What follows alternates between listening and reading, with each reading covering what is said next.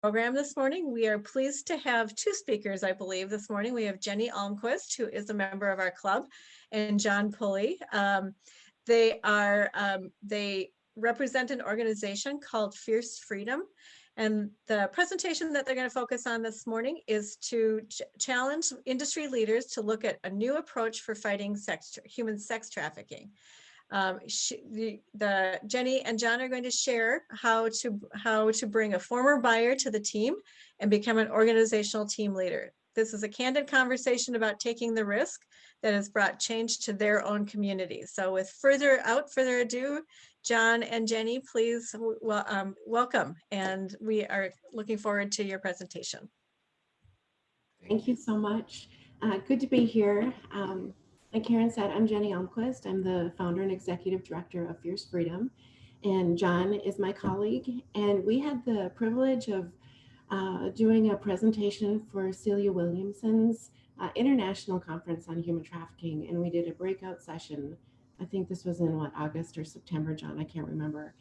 And the reason why Fierce Freedom brought John on board with us, what was it, a year and a half ago now, was because I've been working in this industry to fight human trafficking for about 13 years now. And we just knew in our area, and we live in the upper Midwest as well, that it was time that we had to, not a lot has changed in the work that, especially in our area, right here in Western Wisconsin, and it was time to really start hitting demand. So I met John at a Shared Hope International conference at Bethel University in St. Paul a couple of years ago, and he spoke on his story and also the importance of fighting demand. And so we brought him up here to our area to have a conversation in our community about the downfalls of porn and just the whole topic of demand. And just through a series of events, we ended up bringing him on board. We hired him, and he moved up here bravely from Texas to Wisconsin in February, which was commendable, I would say. And we've had really great opportunities to speak more to this other side of the issue of human trafficking. So with that, John, I'll let you jump in. Yeah, thank you. I think that authenticity is as important as anything else in getting to the root of any problem that we have. And one of the challenges that exists is that trafficking wouldn't be here if there weren't buyers. And I think that there's a misunderstanding about what a typical buyer is and what a typical buyer looks like. I mean, I've heard presentations over and over where we say they come from all socioeconomic areas. It doesn't, race is not an issue. It's all across the board. But I think there's still been an undercurrent of buyers being evil people and bad people. And I think to some extent, buyers being in the majority, being men, that's also been a challenge too. I had a guy that I spoke with at Shared Hope. He was telling me that he invited his friend to come to several trafficking conferences and trafficking events. And after he went to 3 of them, he looked at his friend and he goes, "Well, what'd you think?" He said, "It seems that we want more men to come to the table and stand up and fight for this." And they said, "Yeah." And he said, "Well, if you're going to invite men to dinner, you might want to take them off the menu." And I think that I would say 2 things to that. Number one is I would say, first of all, this has been primarily a female-led movement to stop anti-trafficking. It has been, and kudos to you for the work you've done. I think that for my story and how my story came about and the way I met Jenny is I got invited to speak at Shared Hope to tell the story of what happened to me. And the very short story, because I don't want to focus completely on that. The very short story is that I grew up in a small town in Arkansas, and I had a dad that was a guy that really wanted me to do better, like most parents do, right? He wanted me to do better in life, so he was always pushing me. And I think through the course of him pushing me to be better as a young man, I learned several things. And one of them in particular was I didn't feel like I was ever going to be good enough, and I was always going to fail. In other words, I bring home 6 A's and 1 B. Well, son, why did you get a B, right? And John, why are you talking about your childhood? Because my childhood and those concepts about life, that I'm not good enough, that I'm not going to be able to achieve, that I'm always going to fail, those don't just stop when you're 6, 8, 10. Those continue on in life. And I think that there has been an approach to demand that has gone for the justice side of things, which it should. There should be consequences for your choices, because there are things that are illegal, period. However, I think there needs to be some understanding that a person like me that felt like he wasn't good enough walked through life. I mean, I was fairly good in school, made good grades, went to college, but all throughout it, I had this undercurrent of I'm never going to be good enough. My parents had divorced when I was 5. My mom really wasn't around as often as I had hoped that she would be. And she would say she's coming to get me and wouldn't. And all those things play into a person's life. And so when you fast forward into college, when I'm moving into adulthood, I mean, pornography wasn't really an issue for me as a kid, but I carried all these attitudes about I'm not good enough. I'm always going to fail. There's not been any women in my life that have been consistent. And for me, I felt like I was going to fail at relationships. And because I would get into a relationship and promptly become codependent and latch on, I would see them leave or I would leave. And I'm feeding the very belief system that I had about myself that I would fail. Pornography was a natural outlet for me. And pornography is dangerous. I don't care what anybody has to say. At the very least, it's destroying relationships, and it's destroying the ability to look at authentically at what a real relationship looks like, not what fantasy is. It's the same thing as romantic comedy movies for women. In some ways, there's an unrealistic expectation set about what a relationship is. You mix that in with all of the I'm not good enough, I'm going to fail, my mom's not around, and I turned to sex as for me, it became a sexual addiction. I had gotten married. I mean, and through a series of events that were seemingly random that we don't have time to look at today, I ended up getting to a place where I was looking at pornography for hours a day. That led to going into, I started when I would travel for work. I'd travel a couple of weeks because I sold marching band uniforms to schools. And everybody goes, that's interesting. I guess someone has to sell them. But that was my job. And so I was traveling for a couple of weeks out of the year, out of the month. And I would go to a strip club when I would travel. And that became, I wanted more because I was feeding myself pornography. Now, all the time I'm doing this, I'm volunteering in my church. I'm working with the youth group in our church with our pastor's son, where I'm closely tied to them. And I'm genuine and sincere about it. I'm holding down a great job. I've gotten married. I was married to a prosecutor, and, I mean, my life looked very normal. I just had this undercurrent and this secret thing because of my own personal issues that drove me to a place that I felt that was the only place I had any comfort, because I felt like ultimately my marriage was going to fail too. So now that I've told you the depressing story, all of that led to me ultimately going to prostitutes and becoming a buyer. For me, I look back at my history of what I did during my 6-year, I would say it was about an 8-year addiction. I look back at that and I see the people that I was pursuing started off in their, early 30s. And then I'm down to, pursuing 28, 25, 21, right? I worked my way down in age. And that is something that is a progression that happens. I mean, we all know about the wiring of the brain and how the brain rewires and needs more and different and more extreme stimulation to be able to get the high that you need. It's like a drug in that way. And for me, it all came crashing down when I went to meet with a 15-year-old. Thankfully for me, the first time that I had scheduled to go meet with anyone underage, it was a police sting, and I was arrested, got convicted, spent 90 days in Dallas County Jail, 10 years of probation. I'm on the registry, sex offender registry now.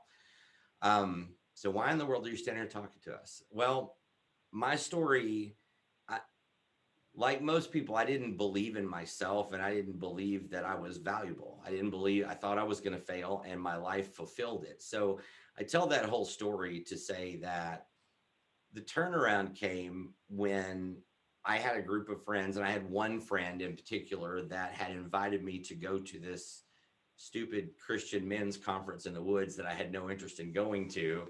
But what happened out of that weekend is he had paid for me to go and about 6 other guys to go. And we had a night where we stood around a fire. And for the first time in my life, I actually got authentic and I shared my whole story with somebody. I was ashamed. I was embarrassed. I had all of that. And I shared my story with those men.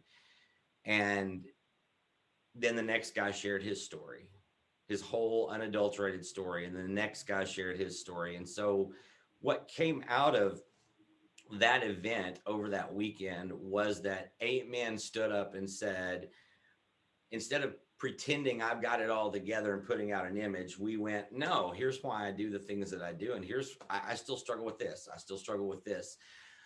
That level of authenticity led to us walking through the past 11 years. We've met every week for an hour and a half. We're in different states. There's guys in Texas, Arkansas, Wisconsin, and we get on the phone every week and we do life together.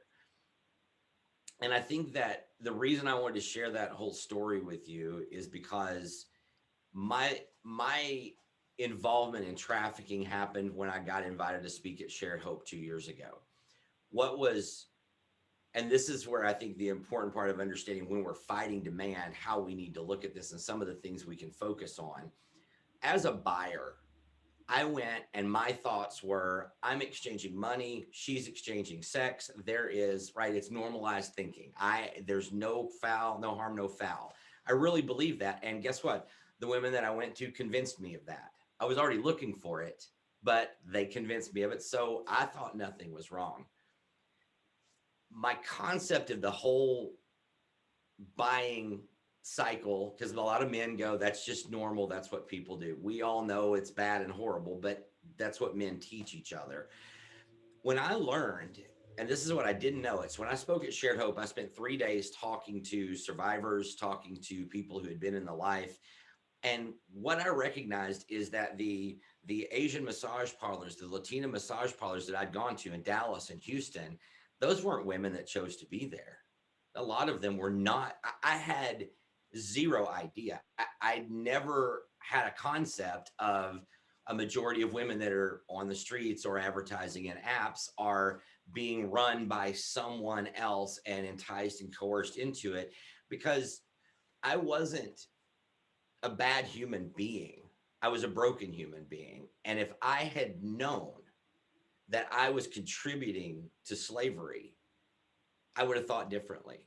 I would have at least paused enough, and I would have probably reached out to a friend and had a conversation, because I don't think that men that are buyers really go into this thinking, I am going to someone that is enslaved. I am going to someone that has to do this. I choose to go to people that do this for a living because they want the money. So I would say that in this group, with this being leaders in the human trafficking world, I would say, I think it's very important to understand that the more education we can get out there about this, the stronger the case is going to be. I mean, I look at Layla with Exodus Cry, who started Trafficking Hub, right? The Pornhub yesterday announced major changes to their platform. Now, again, it's a little bit, and there's ways around all things, but one person getting up and educating and saying they're putting child imagery on here, they're putting people who are raped on here. What one person and all of that has made a difference. And I really think that the education of men has got to continue, and it's got to continue in a way that includes the connections between pornography and trafficking, between prostitution and trafficking. And I know we do this all the time, but as organizations, but I think that education has got to be key. And I say that we just finished up working with Marion Hatcher. I don't know, a lot of you may be familiar with her. She is out of Cook County in Chicago. She's been working in anti-trafficking work for 20 years. Marion was, her pimp got her on drugs. She got arrested, and she kind of just hung out at the Cook County Sheriff's Department for a lot of years. But she was the one that founded the National Johns Initiative that has seen over 10,000 arrests of people who were buyers. And she spoke after me at the Shared Hope conference 2 years ago. And that began a very strange friendship. She and I have become good friends, and we actually recently finished up an hour-long education video called "The Real Faces of Human Trafficking" that has Marion here and me. We tell our stories separately, but then we sit down together and talk together about why it's important for us to have this conversation and why she, as a survivor, would sit down with someone that was a buyer. And that answer is that the solution is we've got to get into people's hearts because we have a heart issue. We don't have a bunch of monsters running around that want to find people that are enslaved. There are some, but we don't have that. We have a bunch of men that are broken, that are needing to find affection, love, and attention. The only way they think they can get it, if they're worthy of it, is by paying for it. And please hear me clearly. I'm not advocating that there be less crime, or I mean that there be less penalties, or that there not be consequences. There's always consequences for your choices. I'm just saying that when we talk about how we're going to impact demand, and this is one of the things that we really focused on, and this is, I'll give you guys the short version of this one. There's a group called Demand Abolition out of Washington, D.C., and they did a survey of 8,200 men, and they put out a report on buying habits of men. What was fascinating about this report is they categorized the 8,200 people. They had people that had never bought. They had people who had bought once. They had people who were, buy maybe once a month. And they had high frequency buyers, which bought multiple times. They paid for women multiple times a month. Here's the interesting statistic. Out of the 25% of people that represented the high frequency buyer, they represented 75% of the purchases. That one little sliver of people, 25%, represented 75% of the people who are driving demand, at least here in the United States. And here's the thing, and this is what I said to them is okay, now you need to focus in. How do you get to those men? Because if you can cut out 75% of it, this is something that could make a huge dent in what's going on. Well, you probably know many of those people, or you could find out, because the people that are the high frequency buyers normally are the ones that get arrested. They're normally the ones that end up on a sex offender registry. Here's where I think the fighting demand differently and coming at a new approach comes in. I told you the story of my childhood. I told you the story of the attitudes I brought into adulthood. I told you what I chose to turn to with pornography and all of that. I told you all of that to say, if you pull a victim out right now today, and you put them through a 1 or 2 day school on here's how you should fix yourself from being a victim and be different in life, is she going to be good after 2 or 3 days? That answer is no. Of course, there's way too much psychology. There's way too much abuse that's got to be worked through. We take that 25% that represents 75% of the buying, and we put them through a 1 day school and say, yep, they went to John's school. If they violate again, they should be fixed by now. They should be fixed. Now, I don't have time to dive into all of this. I will say this to you, and maybe if you want to hear more, we can follow up on this. I'm happy to speak with any of you. The state of Texas, where I got arrested, does a tremendous job. Texas, what they do is they require all of their sex offenders to go to group classes every week. You have a group therapist every week that is diving into things like thinking errors. Here are the ways that you think, victim blaming others, all the things that we all suffer from. They have the group therapist takes them through their entire sexual history, which they have to take polygraphs on and say, this is truthful or this is not. They have to learn skills for life. In other words, what they're trying to do is take somebody and create something inside of them that they know that they're that person, to create a societal change, instead of to create some brief behavioral modification and shove them in a corner where we can't do it. Because if we can get to those people that are reaching out to 75% and causing 75% of the problem, if we can reach them, and if we can help them to see life like I did, that there's a different way to live, and there's a different way of owning and being authentic and owning your stuff without condemning yourself forever, those people are going to impact their children.